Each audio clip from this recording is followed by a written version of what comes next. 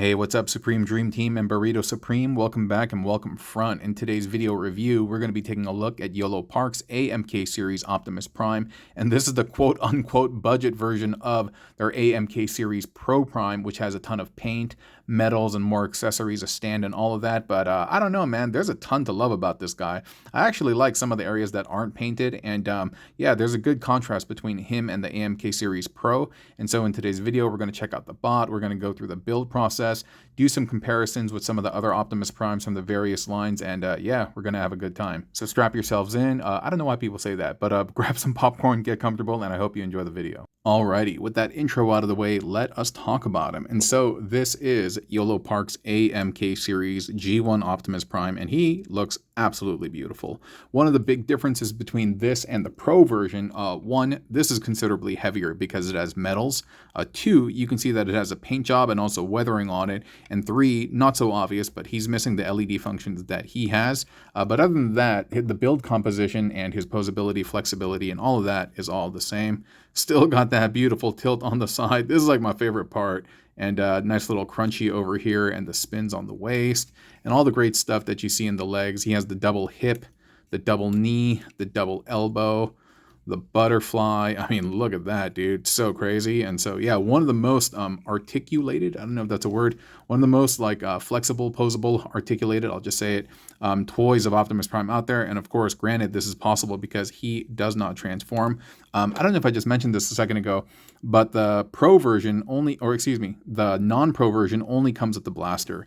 The Pro guy, he comes with the Energon axe, the blaster, the stand, and so a couple of other bells and whistles and stuff like that.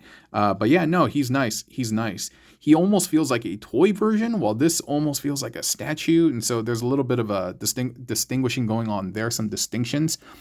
He doesn't really fit in with anybody from the main line. So I don't know if you remember the picture that you saw in the slideshow at the beginning, and you can see he's just totally out of scale with everybody else. But in terms of pairing up with his own AMK brethren, no, it's right there.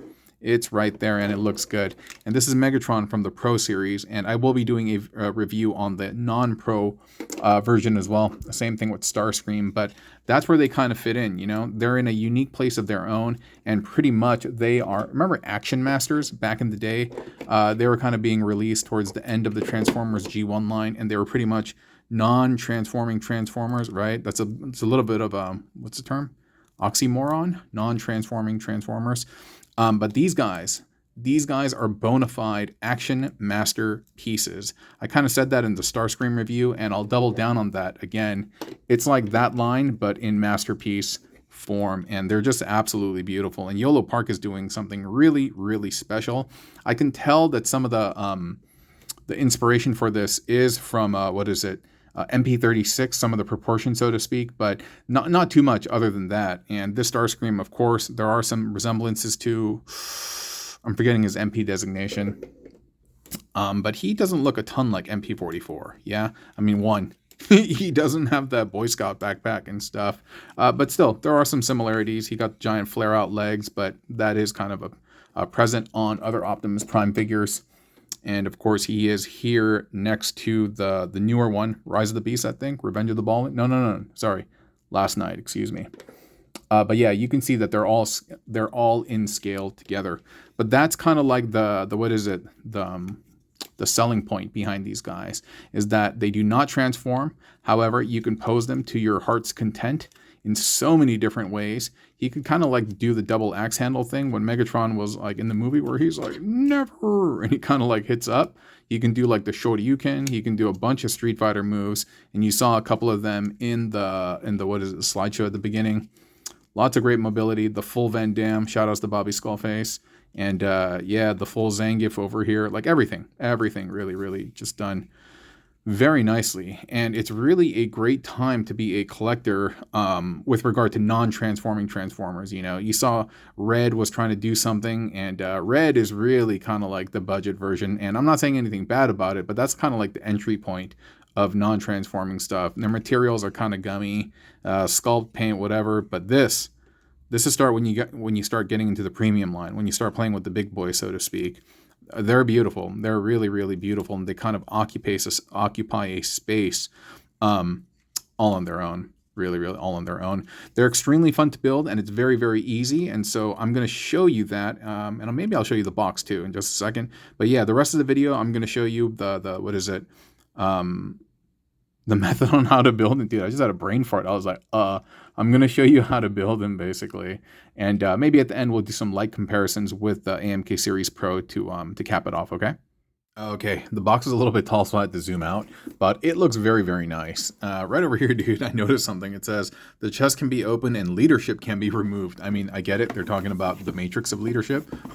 Somebody should have done an editing pass on that. And here are some of the other guys, the standard AMK stuff. We got Megs, Bums, and Starscream. And like I said, I'll be doing full reviews on that. And when you open up the box, actually, it even displays nice. All the parts actually, before you build them, are inside their respective little channels. And it's quite intuitive in terms of if you just follow what's around it, you can build it without any type of real instruction. And they show you the composition over here. And just look at that, dude. The literature, the images, like everything. Everything is just done very, very well. And it's super duper classy. Love, love, love the stuff coming out from Yolopark. But why don't we start putting them together? So we're going to assemble the arm first, but before we do that, I wanted to show you some comparisons with the first Yolopark Optimus Prime. This is more paint, definitely looks a little bit weathered and stuff. I think they're the same height, although there are some aspects of this that feel cold to the touch, almost as if it's metal, but I do think it's my imagination. And it still retains the little comms part so that you can talk to Bumblebee or whatever. Actually, does he have a picture on here? No, it's the same thing. But anyway, yeah, so you can see the stark differences. I will say the fist on this one, the fingers, they feel a little bit tighter, and maybe they did a little bit of work. But yeah, the weathering on this is really nice, but at the same time, this is not hateful at all. And it comes together very, very easily. You just have a shoulder bit this is on a 5mm. I'm not sure if this is, or one of these is on a 5mm, and so you can kind of do some like swapping gimmicks. Actually, I think this one is. This one might be as well. If it doesn't go in straight the first time, you can just kind of give it a little bit of a spin and just kind of help coax it in. Almost like a dump, dude. And that looks good. I do like the stark yellow on the fists, or the wrists rather, the forearms. And then you can just pop the hand in. I think the gray looks better on the joints than the white does. But at the same time, man, I don't know, dude. There's something that I kind of like about this plainness. But yeah, and so those are the arms. Easy peasy, right? Alrighty, now we can build the leg, Greg, and you can see the comparison between the original version and the non-painted one, or the second version, if you will, and you can see that the gray has been swapped, the silver has been swapped out with the white. There's no weathering on it, and also this feels much heavier. There's probably some presence of metal. I think it's on the toe, maybe the heel, and I don't think he has that. Another thing that's different is when this came, all of this you need to assemble. The calf piece, the little knee part, all of this. But this, no. The only parts that are separate are this and this. This whole leg, the majority of it is this giant chunk. And so the building process is going to be a bit more simplified. And so we can just take this, like I said, this giant chunk, and we're going to take this foot. And there's good articulation on it. You can move the toe up and down, and there's like an ankle tilt. And you're just going to pop that into the ankle joint and push up until you can't. And then you're going to get this bit and make sure that the tapered end is facing downward. And then you're going to pop that in there. And then you're just going to press that in. Cool. And yeah, it's looking like that. And one more time, the comparison with the original leg. Definitely things to like about this, but a lot of stuff to like about this as well. Man, the crazy weathering on the toes and stuff. It looks really looks really nice. Yeah. But let us move on to, shall we build the torso? Yeah, let's build the torso. I think that's the only thing left. All right, my friends, we are at the home stretch, and we're going to be connecting the torso together and also the head. Similar to the other ones before, I think this came in 3 parts, but the new one actually only comes in 2 parts. And I wanted to show you the guts and the chest, and you kind of have to open them together. They tab in on the side, and yeah, it's very secure. Look at that, dude. Look at all that beautiful work in there, right? That's just really, really nice. He has it too. And for what it's worth, it also looks pretty good. And the matrix is a very different color. But you can see this has like a deeper ink wash, but the details still, they are present, right? Very, very nice. And so, yeah, so when you do close this up, you kind of have to have them together like that. Okay, so from here, we're just going to take this. And like I said, I believe in the original model kit, this and this are separate, and you have to kind of scrunch them together. And check out the cool articulation over here. Yup. Then we're going to get this, and you're going to push it through. Notice that there is a ridge on the top, and so once you get this in there, you do need to give it one more oomph to get it all the way in there, and it'll hold very, very secure.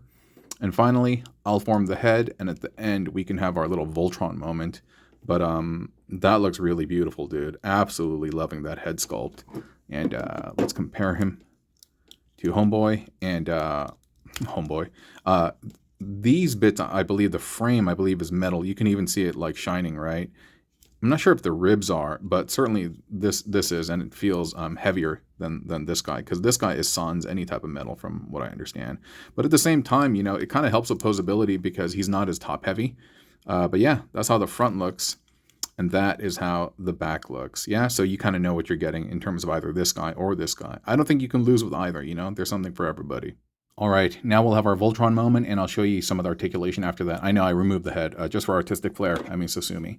We're going to get the legs, and we're going to pop them on. And just like how this connected to here, that there's that ring, same thing on the legs as well, and same thing on the arms. Any of the major appendages, basically, they are going to have this like extra bit that allows it to all, that allows it to fasten better and kind of stay in place. And so, yeah, dude, I gotta say, man, something about this, I really like this part, dude. Like, oops, oops, oops. Gives him like sass and attitude. I think that's hilarious. And then now we have the second leg, and so we have the form, feet, and legs. Dude, you know, some people actually dislike when I do that. They're like, that's for Voltron. I'm like, okay, dude, just relax, man. They're like, oh, how dare you? I'm like, okay, dude, just chill out. And then we're gonna get this arm. As you can see, that I've already done some posing with the figure. That's why he had the blaster in hand. And one thing I realized just literally right now is that he doesn't have the Energon axe that the other guy comes with. And so, yeah, no, this all looks good. In terms of how this blaster fits in, it's simply on a tab and slot. You can see that the tab is apparent on the blaster's handle, and it slots into the hand very well. He has really long thumbs, by the way. Really, really long thumbs, because not only are they getting this part, they're getting, oops, sorry. Not only are they getting, oh, look at my thumb, dude. Crazy, right? Not only are they getting this part of the thumb, they're getting the latter half of the hand, and so it just looks extremely long. And then from here, we're just popping in the head a la Voltron. And I'll form the head, right? Let's go Voltron Force. And I do wish it stayed in a little bit better. Same problem that I had with the MMC Megatron that I reviewed recently. Just the tab just didn't like staying in the hand. But okay. One shall stand, one shall fall. He looks sick, right? He looks great. Where's the other guy? Hold on for a second. Let me grab the other dude so we can compare him. Actually, you know what? Before we do that, why don't I just show you his articulation? You can see already that he has a really, really nice deep elbow bend, and you got this bridge over here so the joint isn't just cut off. There is something that you can see there. That's pretty cool, right? You saw the articulation in the waist and also this kind of like chest abdomen area, and he can do a bit of a crunch, and you can see that this kind of opens up, and you can see there's mechanisms in there that facilitate that, and how this goes over the grill. That's really cool. The fender, grill, bumper, I don't know, what's the difference. But yeah, somebody's gonna know. I know somebody's a car guy in the comments, and you're gonna tell me. I think this is the grill though, right? And then the bumper is the entire thing, and the fender is the rear part. I mean, don't quote me on that. But yeah, so we got that. We got articulation here, and there's a little bit of extra spin on the top. But this kind of like, of course, impedes all of that. This goes forward, but there is a second hinge on the bottom that will allow you to, oops, make it go a little bit higher. The ball joint, excuse me, the waist armor did kind of pop off, but that's because I was not careful with it. But yeah, so you can do that hi-ya. And of course, he has the full Van Damme, as Bobby Skullface would say, the splits, the full Van Damme. That's so funny. All right, man, fine. You don't want to hold the blaster. The waist, the side skirts come up, and then the back, this is just one piece. And of course, he can kick back with the best of them. If necessary, you can utilize that second hinge. And so really, really incredible just range of motion. I mean, he should have it. I mean, he is a posable like action figure, right? He doesn't transform and stuff. So look at that, man. Wow. Nice stretchy yoga poses. He can kneel down properly. And also here you can see the bridge apparent in the joint, so it doesn't look like it just like cuts off. I think the Magic Square toy doesn't do a good job. Even as a masterpiece toy, it doesn't do a good job of that. It just kind of breaks off. Like there's this shelf. And then the toe, we talked about this earlier. There is a bit of a pivot, but there isn't a ton of room in here. And so it's also pretty tight. And the toe will also move up and down. And this, you get a little bit of more freedom. But yeah, the left to right, it's a little bit tight in there. But that's him. That is him. And of course, the head is on a ball joint, but it also has this kind of like, the neck will also move. You see that? And so there's extra, there's extra bit of range of motion here. I forgot, this guy doesn't have the light up gimmicks. So he's just, yeah, but you know what? I want to put like a little, like a pilot in there. But yeah, this opens up because what is it? The other version, oh, I have it backward. The other version had a light up gimmick. Sorry about that. Cool. Let's compare them to the other versions so that you can just see the differences, okay? So give me 1 second. Okay, so in terms of comparisons, there's not really like a ton to discuss in terms of aesthetic because they're identical in terms of the mold. Where they are not identical is the paint job. As you can see, he has a ton of paint on him, a ton of weathering, and he looks great. He looks great. I mean, he does too, but obviously much more simpler. And it really, really depends on what you want in your aesthetic. Also, he has a ton of metal present. He does not, and there are more parts that you need to assemble yourself on him versus him. He also comes with an Energon axe. He does not. He also comes with a stand. He does not. They both come with blasters, and he also comes with the light up gimmick in the head, and he does not as well.